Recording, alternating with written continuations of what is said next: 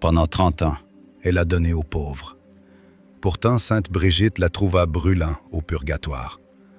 Pendant 3 décennies, chaque semaine sans exception, elle a nourri ceux qui avaient faim, vêtu ceux qui étaient nus, visité les malades, tendu des pièces aux mendiants et fait des dons à l'église. Elle était connue dans tout son village comme la femme la plus généreuse que l'on ait jamais vue. À sa mort, les prêtres firent son éloge lors de ses funérailles. Ils présentèrent sa charité comme un exemple pour tous les chrétiens. Ils assurèrent à sa famille qu'elle était sûrement au ciel, récompensée pour sa générosité de toute une vie. Ils se trompaient. Lorsque sainte Brigitte de Suède reçut une vision du sort de cette femme, elle ne la trouva pas au paradis. Elle ne la trouva même pas reposant en paix au purgatoire, attendant son entrée dans la gloire. Elle la trouva brûlante, souffrante, payant une dette qu'elle n'avait jamais su avoir contractée. Et lorsque Brigitte demanda au Christ de s'expliquer, sa réponse révéla une vérité qui bouleverse tout ce que la plupart des gens croient sur la charité. Ce n'était pas le montant qui importait, ce n'était pas la régularité, ce n'était pas sa réputation de générosité, c'était tout autre chose. Une chose que cette femme n'avait jamais possédée et qui transforma 30 ans de dons en cendres. Ce que le Christ a révélé à Brigitte est consigné dans ses révélations depuis 600 ans. C'est un avertissement pour quiconque donne pour être vu, pour quiconque croit que la générosité garantit le salut et pour quiconque a déjà jeté une pièce à un mendiant tout en se sentant supérieur à celui qui la recevait. Aujourd'hui, vous allez apprendre ce que Brigitte a vu. Vous comprendrez pourquoi la charité de cette femme a été rejetée. Vous découvrirez la différence entre le don qui bâtit un trésor dans le ciel et celui qui ne bâtit rien du tout. Et vous aurez l'occasion d'examiner votre propre cœur avant qu'il ne soit trop tard. Avant d'entrer dans cette vision sobre, permettez-moi de vous rappeler qui était Brigitte. Il ne s'agit pas d'une légende, ni de folklore. C'est le témoignage d'une sainte canonisée dont les révélations ont été examinées par l'Église et jugées dignes de foi. Brigitte était une noble Suédoise du XIVe siècle, hautement éduquée, mariée pendant 28 ans, mère de 8 enfants, dont l'un, Catherine, est également une sainte canonisée. Brigitte gérait des domaines, conseillait des rois et naviguait dans la politique complexe de l'Europe médiévale. Ce n'était pas une femme encline à la fantaisie ou à l'exagération. Après la mort de son mari en 1344, ses expériences mystiques s'intensifièrent. Le Christ et la Vierge Marie lui apparaissaient régulièrement. Ils lui montrèrent le ciel, l'enfer et le purgatoire. Ils révélèrent le sort d'âmes individuelles. Ils expliquèrent des mystères que la plupart des gens ne comprennent qu'à l'instant de leur mort. Ces révélations furent examinées par plusieurs conciles de l'Église. Le concile de Bâle et le concile de Constance les étudièrent. Le pape Boniface IX les approuva. En 1391, Brigitte fut canonisée. En 1999, le pape Jean-Paul II l'a nommée l'une des 6 copatronnes de l'Europe. Lorsque Brigitte parle de ce dont elle a été témoin, nous traitons d'une révélation privée formellement reconnue par l'Église. Et ce qu'elle a vu concernant cette femme charitable devrait nous pousser chacun à examiner les motifs profonds de nos dons. Avant de continuer, je tiens à partager ceci. Ce message ne m'appartient pas. Il appartient à quiconque a besoin de l'entendre. Et vous pouvez aider ce message à les atteindre. Il existe une icône de HIP, flamme, sous cette vidéo. En cliquant dessus, vous aidez cette vidéo à monter et à toucher une âme de plus qui pourrait être en recherche, en lutte ou perdue. Cela ne vous coûte rien, pas 1 centime, seulement un instant. L'Écriture nous dit que votre lumière brille devant les hommes, afin qu'ils voient vos bonnes œuvres et qu'ils glorifient votre Père qui est dans les cieux. Matthieu 5, 16. En vous abonnant, en laissant un commentaire ou en partageant cette vidéo, vous participez à un acte de charité discret qui peut changer l'éternité de quelqu'un. Merci et que Dieu bénisse votre générosité. Revenons maintenant à la vision. Elle commença par un son que Brigitte avait déjà entendu. des pleurs. Ce n'étaient pas les pleurs des damnés, c'était un son totalement différent, chargé de rage et de désespoir. C'étaient les pleurs du purgatoire. Les pleurs d'âmes qui se savaient sauvées, mais pas encore purifiées. Les pleurs de ceux qui languissent après Dieu avec une intensité plus brûlante que les flammes qui les entourent. Brigitte se trouva à la lisière du purgatoire. Elle y était déjà venue dans d'autres visions, mais cette fois-ci, le Christ voulait lui montrer quelque chose de spécifique. Quelqu'un dont la présence dans ce lieu de souffrance enseignerait à Brigitte et à travers elle à nous tous une vérité cruciale sur la charité. « Regarde, dit le Christ, et comprends. » Brigitte regarda et vit une femme entourée de feu. Pas le feu éternel de l'enfer, ce feu finirait par s'éteindre, mais c'était néanmoins un feu, douloureux, purificateur, brûlant ce qui aurait dû être réglé sur terre. Le visage de la femme exprimait la souffrance, mais aussi l'acceptation. Elle savait qu'elle le méritait. Elle comprenait maintenant ce qu'elle n'avait pas compris de son vivant. Mais cette compréhension n'apaisait pas la douleur. Brigitte étudia attentivement la femme.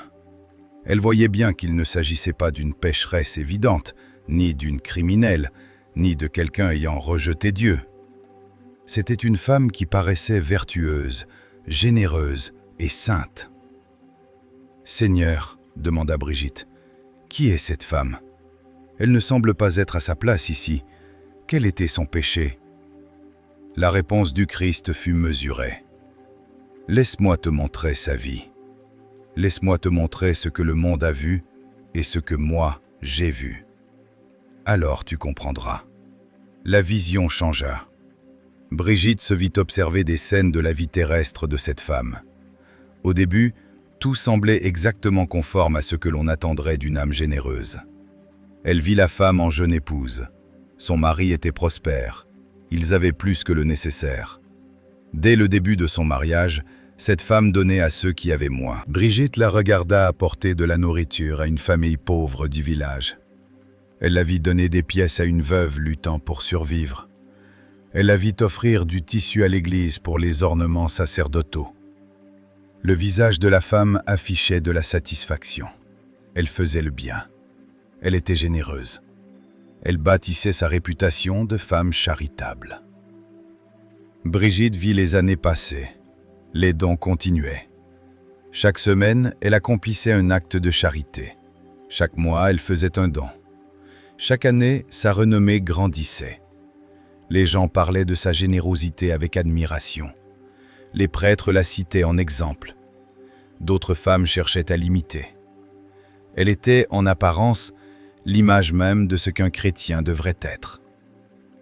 Brigitte vit la femme visiter les malades. Elle apportait de la nourriture et des remèdes. Elle s'asseyait au chevet des mourants. Elle prononçait des paroles de réconfort. Les malades la remerciaient, les larmes aux yeux. Ils l'appelaient la bénie. Ils disaient qu'ils ne savaient pas ce qu'ils feraient sans elle.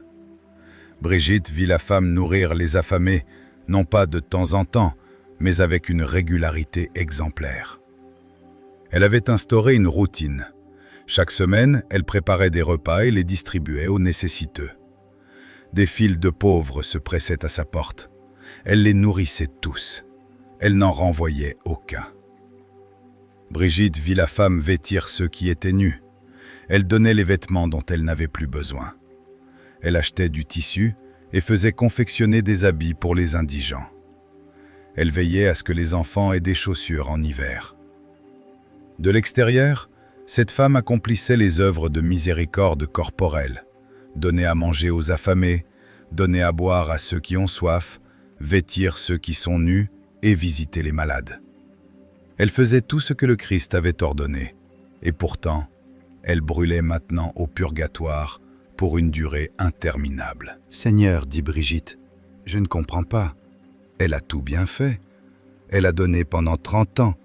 Elle a été plus généreuse que la plupart des gens ne rêveraient de l'être. Pourquoi souffre-t-elle » La réponse du Christ trancha net sa confusion. « Regarde à nouveau, mais cette fois, ne regarde pas ses mains. Regarde son cœur. La vision bascula. Brigitte revit les mêmes scènes, mais elle pouvait désormais percevoir ce qui est invisible aux yeux ordinaires. Elle voyait les pensées de la femme, ses motivations et la vérité tapies sous la surface. Elle vit la femme apporter de la nourriture à la famille pauvre, mais cette fois, elle entendit son dialogue intérieur. Regardez comme leur maison est sale. Regardez comment ils vivent.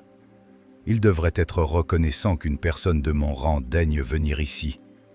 Je suis tellement mieux qu'eux. Tout le monde entendra parler de ma générosité. Tout le monde m'admirera. La femme souriait à la famille pauvre. Elle disait des mots aimables, mais son cœur était rempli de mépris. Elle n'aimait pas ces gens. Elle avait pitié d'eux. Et Brigitte comprit alors que la pitié n'est pas la charité. La pitié regarde de haut. L'amour se met au même niveau. Cette femme ne s'était jamais mise à leur niveau. Elle n'avait fait que regarder du haut de sa supériorité pour jeter des miettes à ceux qu'elle jugeait inférieurs. Brigitte vit la femme donner des pièces à la veuve, mais elle entendit ses pensées secrètes. Tout le monde regarde, bien, qu'il voit à quel point je suis généreuse, qu'il le raconte aux autres. Cette veuve est pathétique. Elle a probablement gaspillé le peu d'argent qu'elle avait, mais je donne quand même, parce que cela me donne une bonne image et que je me sens fière de moi. La femme déposait les pièces dans la main de la veuve avec un sourire gracieux. La veuve pleurait de gratitude, mais le cadeau n'était pas réellement destiné à la veuve. Il était destiné à la femme elle-même, pour sa réputation, pour son image de soi et pour le plaisir de se sentir supérieure. Brigitte vit la femme visiter les malades. Elle s'asseyait au chevet du lit, prononçait des paroles consolatrices, mais au-dedans, ses pensées divergeaient. J'espère que quelqu'un me voit ici. J'espère que le bruit courra que j'ai sacrifié mon temps pour les malades. La maladie de cette femme est sans doute sa propre faute. Elle ne s'est jamais soignée. Mais je vais rester assise ici quand même, car c'est ce que font les gens saints, et je suis une personne sainte. La femme tamponnait le front de la malade avec un linge. Elle parlait de la miséricorde de Dieu, mais elle ne ressentait aucune miséricorde elle-même, seulement de l'obligation, de la mise en scène et le calcul de ce que cette visite ajouterait à sa renommée. Scène après scène, tout se dévoilait. 30 ans de charité, 30 ans de dons, et sous chaque cadeau, la même motivation corrompue, l'orgueil. La femme donnait parce que cela la faisait se sentir supérieure. Elle donnait parce que cela bâtissait sa réputation. Elle donnait parce que, dans son esprit, cela la distinguait du commun des mortels qui ne donnaient rien. Jamais elle n'avait donné par pur amour. Jamais elle n'avait donné parce qu'elle voyait le Christ sur le visage du pauvre. Jamais elle n'avait donné en secret, sans chercher de reconnaissance, désirant uniquement plaire à Dieu. Chaque don était une transaction. Elle donnait de l'argent, de la nourriture ou du temps, et recevait en retour de l'admiration, de la notoriété et de l'autosatisfaction. Ce n'était pas de la charité, c'était du commerce. Et Dieu qui voit les cœurs n'était pas dupe. « Comprends-tu maintenant ?» demanda le Christ. Brigitte hocha lentement la tête. Elle a donné avec ses mains, mais pas avec son cœur. Sa charité était une performance, pas une offrande. Oui, confirma le Christ. Et la performance ne purifie pas l'âme, elle l'enfle. Elle a passé 30 ans à nourrir son orgueil par des actes qui ressemblaient à de la charité. Chaque don la rendait plus fière, plus satisfaite d'elle-même et plus convaincue de sa supériorité. Elle est arrivée à l'heure de sa mort avec une âme boursouflée d'orgueil, et l'orgueil doit être brûlé avant que l'âme puisse entrer en ma présence. La voix du Christ exprimait de la tristesse, non de la colère. Je voulais que sa charité la sauve. Je voulais que ses dons la transforment. Chaque acte de vraie générosité ouvre le cœur. Chaque don authentique rend l'âme plus semblable à la mienne. Mais elle a donné sans amour, et donner sans amour n'est que du bruit. Saint Paul l'a écrit clairement. Quand je distribuerai tous mes biens pour nourrir les pauvres, Si je n'ai pas la charité, cela ne me sert de rien. 1 Corinthiens 13, 3. Elle a lu ces mots dans les Écritures. Elle les a entendus prêcher, mais elle ne les a pas compris. Elle pensait que l'acte suffisait. Elle pensait que c'était le montant qui importait.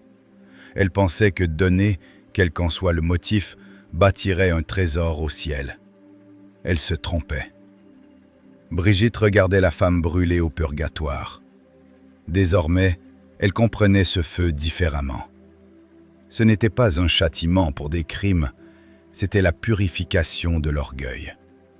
Le feu consumait 30 ans d'autosatisfaction, 30 ans de mépris caché pour les autres, et 30 ans de dons qui n'étaient en réalité que des gains. Gains d'admiration, gains de réputation, gains du plaisir de dominer. Tout cela devait disparaître. Cette femme devait devenir au purgatoire ce qu'elle aurait dû être sur terre. Humble. Elle devait apprendre par la souffrance ce qu'elle aurait pu apprendre par l'amour véritable. Qu'elle n'était pas meilleure que les pauvres qu'elle servait. Elle devait être vidée d'elle-même avant de pouvoir être remplie de Dieu. Et ce dépouillement était douloureux, bien plus douloureux que s'il avait été consenti volontairement sur terre. « Combien de temps devra-t-elle souffrir ?» demanda Brigitte. La réponse du Christ fut redoutable. « De nombreuses années, selon votre décompte terrestre. » Son orgueil était profond. Il a eu 30 ans pour s'enraciner. Ces racines doivent être totalement arrachées avant qu'elle ne puisse entrer au ciel. Si elle avait reconnu son péché de son vivant, si elle s'était repentie de sa superbe et avait appris à donner par amour, sa purification aurait été brève, peut-être quelques jours, voire quelques heures. Mais elle ne l'a jamais admis. Elle est morte convaincue de sa propre sainteté. Elle est morte en s'attendant à une entrée immédiate au paradis. Elle est morte sous le choc de se retrouver ici. Ce choc même fut le commencement de sa purification. Pour la première fois, elle s'est vue telle que je la vois, et ce qu'elle a vu l'a horrifiée. Le Christ marqua une pause. « C'est une grâce, Brigitte. Le purgatoire est une miséricorde. Elle aurait pu se perdre à jamais si son orgueil l'avait conduite à me rejeter entièrement. Mais sous cet orgueil, elle avait la foi. Une foi faible, déformée, égocentrée, mais une foi néanmoins. Je la sauve. Ce feu la sauve. Mais ce feu n'aurait pas été nécessaire si elle avait consumé son orgueil sur terre par une humilité et un amour véritable. Brigitte éprouvait le besoin de comprendre davantage. « Seigneur, à quoi ressemble la vraie charité ? Comment peut-on donner d'une manière qui te plaise réellement ?» Le Christ accueillit la question. « Laisse-moi te montrer. » La vision changea. Brigitte se vit observer une autre femme. Celle-ci était pauvre. Ses vêtements étaient usés, ses mains calleuses à force de travail. Elle n'avait presque rien pour elle-même. Mais elle avait trouvé une pièce, une seule petite pièce, et elle la tenait serrée, hésitant sur ce qu'elle devait en faire. Elle avait besoin de cette pièce. Elle aurait pu s'acheter du pain ou la mettre de côté pour un besoin futur. Mais elle avait entendu parler d'une famille du village, une mère avec des enfants malades, sans nourriture, sans argent, désespérée. La femme pauvre regarda sa pièce. Elle regarda son propre buffet vide, ses vêtements élimés et son visage amaigri. Alors, elle se dirigea vers la maison de cette famille et leur donna tout ce qu'elle possédait. Brigitte la vit frapper à la porte. La mère ouvrit, le visage creusé par l'inquiétude. La pauvre femme lui pressa la pièce dans la main. « Pour vos enfants », dit-elle simplement. Ce fut tout. Aucune annonce, aucune attente de gratitude, aucune pensée pour sa réputation. Elle fit demi-tour et s'en alla avant même que la mère ne puisse la remercier dignement. Et tandis qu'elle marchait, Brigitte vit une chose remarquable. Des anges entouraient cette femme. Le ciel lui-même semblait s'incliner vers elle. La grâce coulait de cet acte simple comme des fleuves de lumière. Plus de grâce émanant d'une seule pièce que de toutes les richesses données par la femme fortunée en 30 ans. « Vois-tu la différence ?» demanda le Christ. Brigitte avait compris. La femme pauvre donnait par amour. Elle donnait au prix d'un sacrifice personnel. Elle donnait sans rien attendre en retour. Elle donnait, puis s'effaçait. « Oui, confirma le Christ, c'est cela la charité. C'est le don qui bâtit un trésor dans le ciel. Elle n'avait presque rien, mais elle a donné ce qu'elle avait. Et elle l'a fait sans orgueil, sans calcul, sans chercher son propre intérêt. À mes yeux, sa petite pièce vaut plus que 10 000 pièces données pour la renommer. Car je ne pèse pas les dons à leur taille, je les pèse au cœur qui les offre. » Le Christ continua son enseignement. « Laisse-moi te montrer ce que j'ai enseigné quand je marchais sur terre. » La vision changea encore. Brigitte se retrouva au temple de Jérusalem. Elle reconnut la scène qu'elle avait lue dans les Écritures, le trésor, là où le peuple déposait ses offrandes. Des riches allaient et venaient, faisant leurs dons avec beaucoup de cérémonie. Ils comptaient leurs pièces bruyamment, s'assurant que chacun puisse voir l'ampleur de leurs gestes. Ils repartaient l'air satisfait, certains d'avoir impressionné Dieu autant que les hommes. Puis une veuve s'approcha, vieille, pauvre, à peine remarquée. Elle glissa 2 petites pièces dans le tronc, la plus petite monnaie ne valant presque rien. Personne ne prêta attention. Personne ne fut impressionné. Elle s'éloigna discrètement. Mais le Christ l'avait vue. Brigitte entendit alors le Christ dire à ses disciples des paroles qu'elle avait lues tant de fois, mais qui, devant cette scène, prenaient un poids nouveau. « En vérité, je vous le dis, cette pauvre veuve a mis plus que tous les autres. Car tous ont mis de leur superflu, mais elle a mis de son indigence tout ce qu'elle avait pour vivre. » Marc 12, 43 à 44. Les riches donateurs avaient donné de grosses sommes, mais ils donnaient de leur superflu. Cela ne leur manquait pas. Leur vie ne changerait pas, leur confort ne serait pas réduit.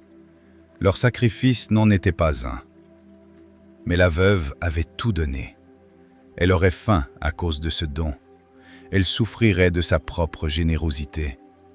Elle ne donnait pas de son abondance, mais de sa nécessité. Aux yeux de Dieu, ces 2 pièces pesaient plus lourd que tout l'or des riches. « Voici la mesure de la charité », expliqua le Christ à Brigitte. « Non pas combien on donne, mais combien cela coûte à celui qui donne. Non pas l'apparence impressionnante du don, mais l'amour qu'il contient. Non pas si les autres voient et admirent, mais si le don est fait pour moi seul. » La femme qui brûle au purgatoire donnait de son abondance. Ses dons ne lui coûtaient rien. Son confort n'a jamais été entamé. Son sacrifice était nul. Et elle donnait pour être vue. Elle donnait pour sa réputation. Elle donnait, en fin de compte, pour elle-même. Voilà pourquoi 30 ans de dons n'ont bâti aucun trésor au ciel. Car le trésor céleste se bâtit avec l'amour, pas avec 10 chiffres. Brigitte se remémora l'Écriture. « Seigneur, tu nous as enseigné de donner en secret, que ta main gauche ne sache pas ce que fait ta main droite. » « Oui, confirma le Christ, cet enseignement n'est pas arbitraire, c'est le remède contre la maladie de l'orgueil. Quand tu donnes en secret, l'orgueil ne peut pas s'attacher au don. Il n'y a aucune réputation à gagner, aucune admiration à recevoir. Il n'y a que le don lui-même, offert à moi à travers le pauvre. Le don secret purifie le cœur. Le don public, bien souvent, le corrompt. Je ne dis pas que tout don public est mauvais. Parfois les circonstances l'exigent, parfois cela encourage les autres. Mais je dis ceci, examine ton cœur quand tu donnes publiquement. Demande-toi sincèrement, donnerais-je la même chose si personne ne devait jamais le savoir? Si la réponse est non, alors ta charité est corrompue. Tu ne donnes pas aux pauvres, tu achètes de l'admiration. Le Christ montra à Brigitte d'autres exemples. Un homme riche qui bâtit une chapelle avec son nom gravé dessus. Son don était immense, la chapelle magnifique. Mais sa motivation était l'orgueil. Il voulait qu'on se souvienne de lui. Au purgatoire, son orgueil était consumé. La chapelle tenait toujours sur terre, mais elle ne lui avait rapporté aucun trésor au ciel. Un pauvre artisan qui déposait secrètement de la nourriture devant la porte des familles en difficulté la nuit. Personne ne savait que c'était lui. Personne ne le remerciait. Il donnait sur ses maigres gains, s'appauvrissant pour que d'autres mangent. Au ciel, un trésor immense lui était réservé. Une femme noble qui donnait publiquement à l'Église, mais qui, en privé, exploitait ses serviteurs. Elle offrait de l'or pour les autels tout en payant ses ouvriers moins que leur dû. Sa charité publique n'était qu'un masque pour son injustice privée. « Seigneur, » demanda Brigitte, « qu'en est-il de ceux qui donnent avec des motifs mitigés ? La plupart des gens ne sont ni purement généreux, ni purement égoïstes. » Le Christ reconnut cette complexité. « Tu dis vrai, le cœur humain est rarement pur. La plupart donnent par un mélange de motifs, un peu d'amour, un peu d'orgueil, un peu d'inquiétude sincère, un peu de désir d'être aimé. Je ne demande pas la perfection, je demande l'honnêteté. Celui qui donne avec des motifs mixtes, mais qui le reconnaît, qui lutte contre son orgueil et me demande de purifier ses intentions, celui-là grandit dans la charité. Ses dons deviennent plus purs avec le temps. Son trésor au ciel grandit. Mais celui qui donne avec des motifs ambigus sans jamais s'examiner, qui présume que sa charité est parfaite, qui ne se demande jamais si l'orgueil a corrompu son geste, celui-là reste prisonnier. Ses dons ne le purifient pas. La différence, c'est l'examen de conscience. La différence, c'est l'honnêteté devant moi. Viens à moi et dis-moi, Seigneur, je veux donner par amour, mais je sais que l'orgueil habite mon cœur. Aide-moi à donner avec pureté. Brûle mon égoïsme. Apprends-moi à aimer les pauvres comme tu les aimes. Cette prière, je l'exaucerai toujours. Cette honnêteté, je la récompenserai sans faille. Le Christ montra ensuite à Brigitte les corruptions spécifiques qui détruisent la charité. Laisse-moi te montrer les maladies qui réduisent le don à néant. La première est l'orgueil. Donner pour se sentir supérieur, pour être admiré, faire du don une performance plutôt qu'une offrande. Brigitte vit alors des scènes défiler, des personnes annonçant leur don à grand bruit, s'assurant d'être remarquées, méprisant ceux qui donnaient moins et utilisant la charité pour prouver leur propre valeur. Cette maladie est courante chez les riches, dit le Christ. Ils donnent des sommes importantes mais n'y gagnent rien, car leur don nourrit leur orgueil au lieu de l'affamer. Le remède est le don secret. Donne là où personne ne le saura. Donne là où personne ne te remerciera. Donne là où aucune admiration n'est possible. Cela enseignera l'humilité à ton cœur. La deuxième maladie est le mépris. Brigitte revit cette femme riche brûlant en purgatoire. Elle la vit donner aux pauvres avec un sourire aux lèvres, mais du mépris dans le cœur.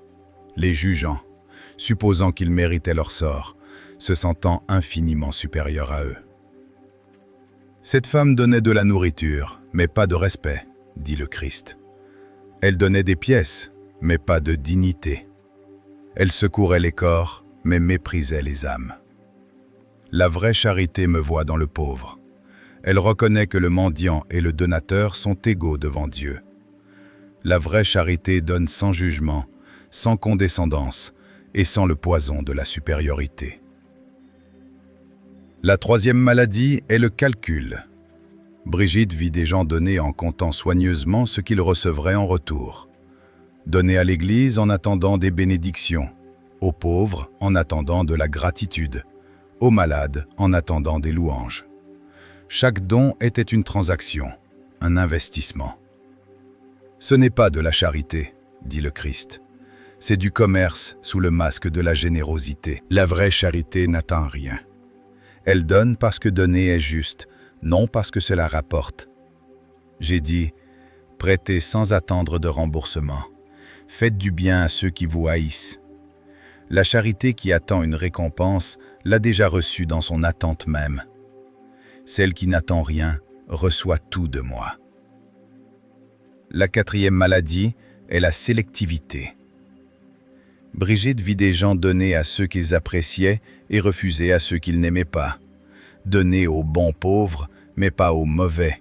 À celui qui est reconnaissant, mais pas à l'ingrat. Mon soleil et ma pluie tombent sur les justes comme sur les injustes, dit le Christ. Ma générosité ne discrimine pas. Si tu ne donnes qu'à ceux que tu approuves, tu pratiques le favoritisme, non la charité.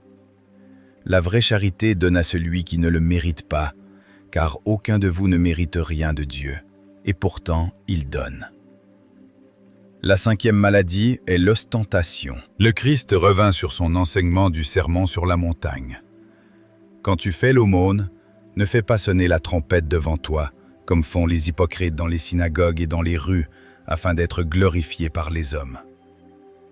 En vérité, ils ont déjà leur récompense. Mais quand tu donnes, que ta main gauche ignore ce que fait ta main droite, afin que ton don reste secret. Alors ton Père, qui voit dans le secret, te le rendra. Brigitte vit les hypocrites s'assurer que leur charité soit publique, calculant le moment de leur don pour une visibilité maximale.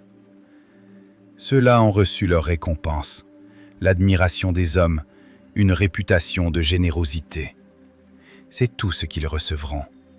Au ciel, ils ne trouveront rien, car leur don n'était pas pour moi, mais pour leur propre image. Brigitte demanda alors, « Seigneur, quel est le remède? Comment donner purement ?» Le Christ répondit, « L'amour. Toutes les maladies de la charité sont guéries par l'amour. Quand tu aimes vraiment le pauvre, tu ne le regardes pas de haut. Quand tu m'aimes vraiment, tu ne cherches pas l'admiration. L'amour rend le calcul impossible. Pour faire grandir cet amour, d'abord, donne en secret pour briser l'orgueil. Ensuite, donne à ceux que tu n'aimes pas pour briser la sélectivité. En donnant à celui que tu préférerais éviter, tu pratiques la véritable charité et non une simple affection naturelle. Troisièmement, donnez jusqu'à ce que cela vous coûte. Cela brise le pouvoir du calcul. Quand votre don exige un sacrifice, vous ne pouvez plus le faire par intérêt. Le sacrifice est la preuve de l'amour.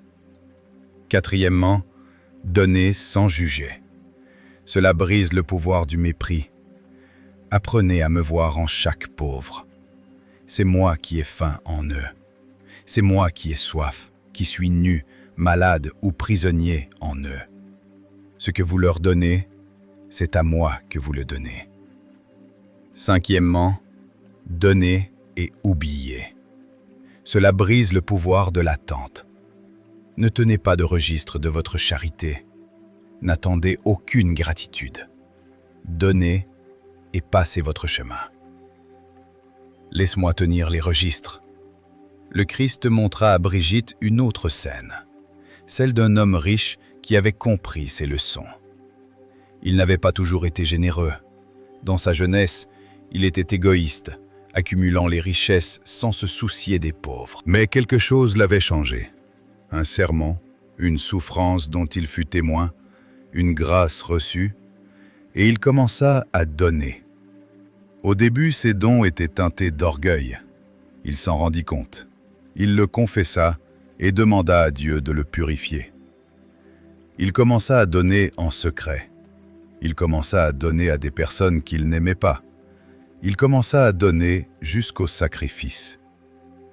Année après année, sa charité devint plus pure. Année après année, son amour grandit. À la fin de sa vie, il donnait sans presque plus penser à lui-même. Sa fortune avait diminué, son confort s'était réduit, Mais son âme s'était agrandie. Lorsqu'il mourut, sa purification fut brève, une question de jours, pas d'années. Parce qu'il avait accompli le travail sur terre, il avait consumé son propre orgueil par la pratique d'un amour humble, secret et sacrificiel. Il était arrivé à la mort déjà purifié, déjà transformé, prêt à voir Dieu. « C'est ce que je désire pour tous », dit le Christ. Non pas le châtiment, mais la transformation.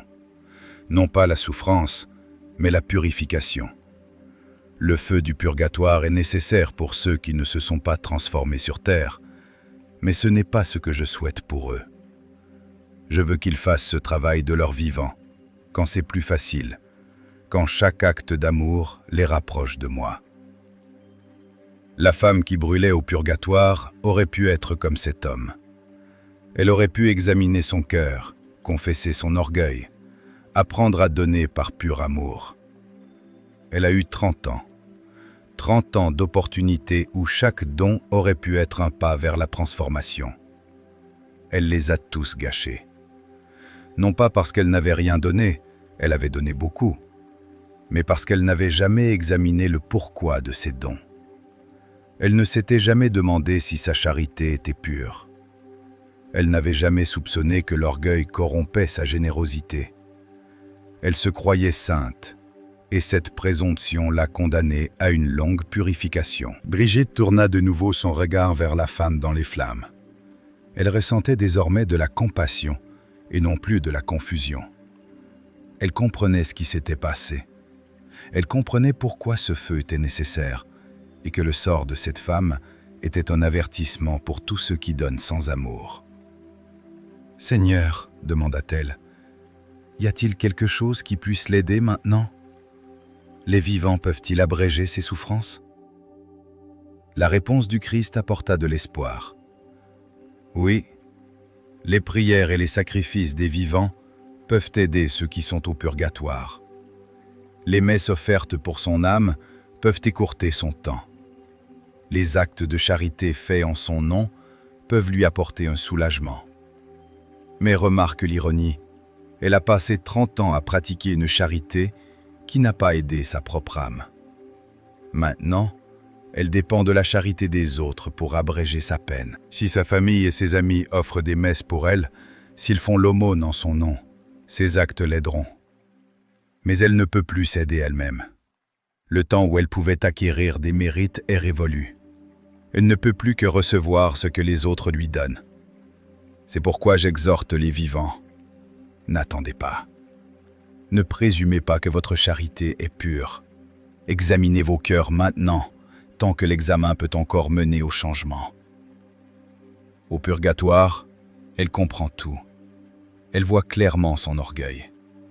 Elle regrette ses occasions manquées, mais elle ne peut pas revenir en arrière. Elle ne peut que brûler jusqu'à ce que l'orgueil disparaisse.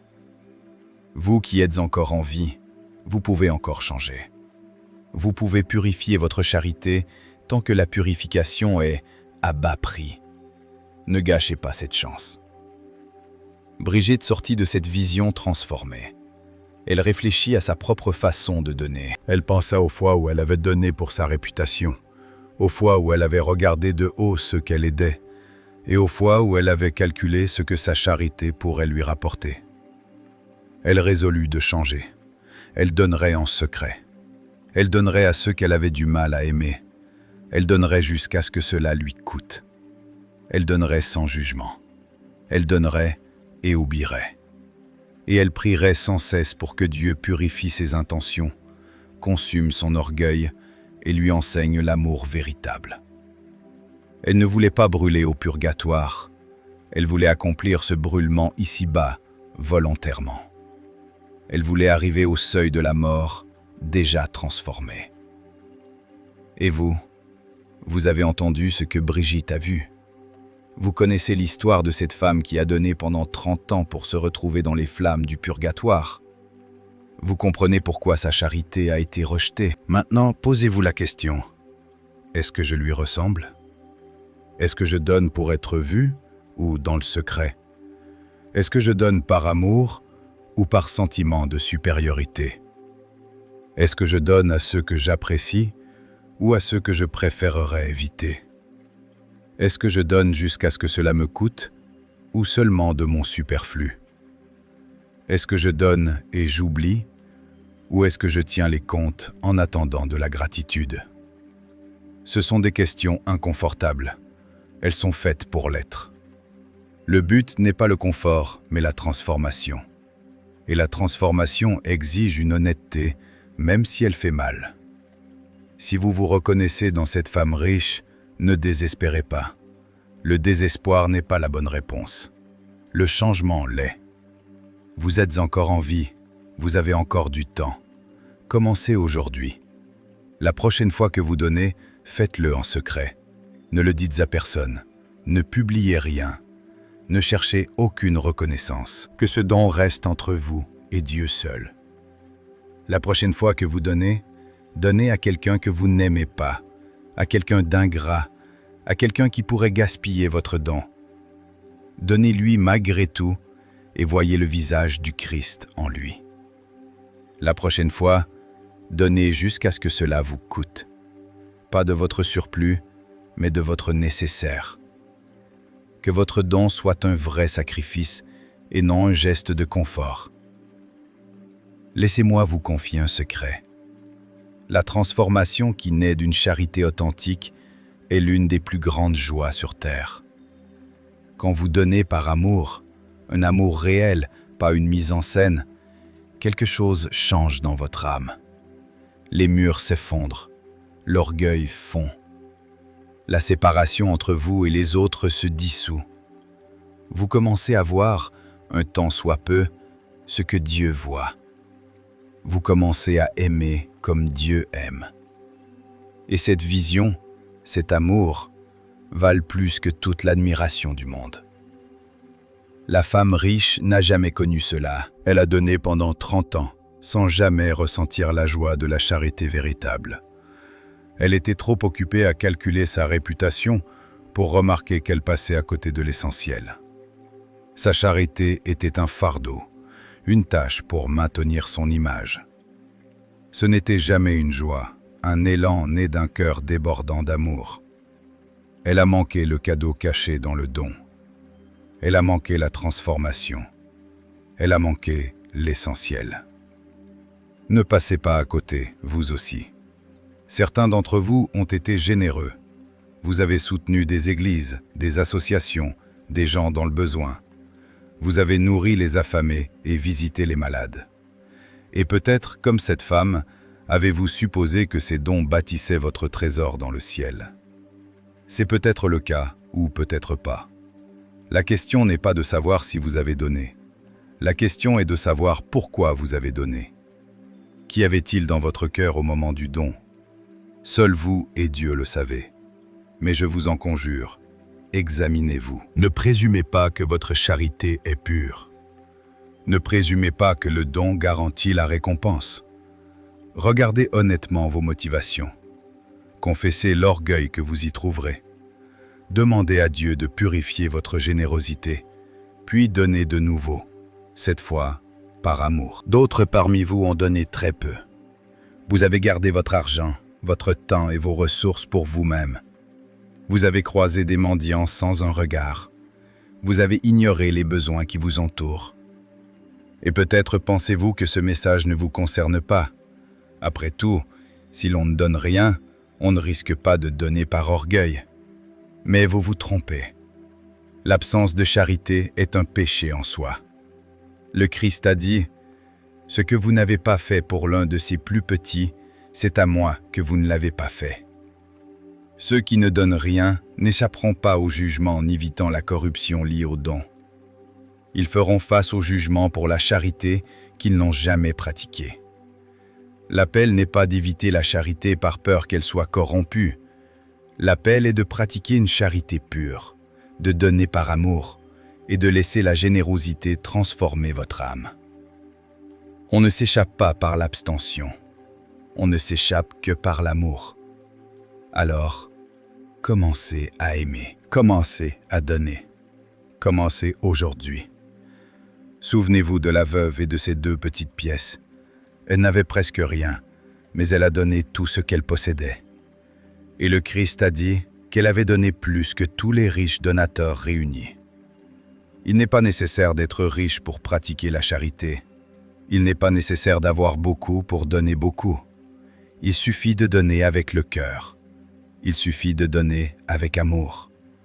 Il suffit de donner ce que vous pouvez, au prix d'un sacrifice personnel, sans chercher de reconnaissance. Les 2 pièces de la veuve lui ont bâti un trésor au ciel, bien plus grand que les 30 années de dons de la femme riche. Parce que la veuve a donné par amour, et l'amour est la monnaie du ciel, pas l'or, pas les montants, ni la réputation, l'amour. Prions ensemble. Non pas comme une mise en scène, non pas avec des mots pour être entendus, mais comme un cri sincère jaillissant de la foi qui habite votre cœur. Prière de transformation. Seigneur Jésus-Christ, je confesse que ma charité n'a pas toujours été pure. J'ai donné pour être vu. J'ai donné par orgueil. J'ai donné en regardant de haut ce que j'aidais. Pardonne-moi. Apprends-moi à donner dans le secret, sans vouloir aucune reconnaissance. Apprends-moi à donner à ceux que je n'aime pas, en voyant ton visage en chaque personne. Apprends-moi à donner jusqu'à ce que cela me coûte, en faisant un réel sacrifice.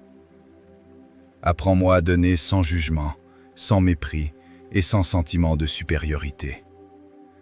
Apprends-moi à donner et à oublier, sans rien attendre en retour. Je ne veux pas ressembler à cette femme qui a donné pendant 30 ans pour finir dans le feu du purgatoire. Je veux que ma charité bâtisse un trésor dans le ciel. Je veux que mes dons transforment mon âme. Purifie mon cœur, Seigneur. Consume mon orgueil. Remplis-moi d'un amour véritable pour les pauvres, car en les aimant, c'est toi que j'aime. Amen. Sainte Brigitte de Suède, toi qui as été témoin du sort de cette femme dont la charité était corrompue par l'orgueil, prie pour nous. Prie pour que nous sachions donner dans le secret. Prie pour que nous donnions par amour. Prie pour que nous voyions le Christ en chaque pauvre que nous rencontrons. Et prie pour que notre charité soit pure, bâtissant un trésor au ciel plutôt qu'un combustible pour les feux du purgatoire. Vous tous, saints qui avez donné avec un amour authentique, priez pour nous. Enseignez-nous par votre exemple. Intercédez pour nous dans notre faiblesse. Aidez-nous à devenir ce que vous êtes devenus, des âmes transformées par la pratique d'une charité humble, secrète et sacrificielle. Seigneur Jésus-Christ, toi qui t'es fait pauvre pour que nous devenions riches, prends pitié de nous. Apprends-nous à aimer les pauvres comme tu les aimes. Apprends-nous à voir ton visage dans le leur. Apprends-nous à donner comme tu as tout donné, sans compter. Transforme nos cœurs, purifie nos intentions, et fais que notre charité te soit agréable, avant qu'il ne soit trop tard. Amen. Alors que nous arrivons à la fin, je veux vous laisser quelque chose de plus que des mots. Chaque vidéo sur cette chaîne se termine par une prière. Et dans cette prière, je prononce des noms à haute voix. Pas des noms célèbres, pas des saints des siècles passés, mais des noms de personnes comme vous. Si vous cliquez sur le bouton « Rejoindre » ci-dessous, votre nom apparaîtra à l'écran lors de la prière finale de chaque vidéo. Vous n'êtes pas oublié. On se souvient de vous devant Dieu. Il ne s'agit pas d'argent. Il s'agit de faire partie d'une communauté de prière. Des âmes unies à travers le monde, se soutenant les unes les autres.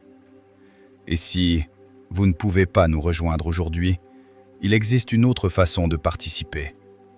Laissez un commentaire ci-dessous. Écrivez simplement « Amen » ou dites-moi de quelle partie du monde vous nous regardez. Parfois, voir une autre âme dire « Amen » est l'encouragement dont quelqu'un d'autre a besoin pour continuer. L'Écriture nous dit « Approchez-vous de Dieu, et il s'approchera de vous. » Jacques 4, 8. Chaque commentaire, chaque prière, chaque petit acte de présence nous rapproche un peu plus les uns des autres.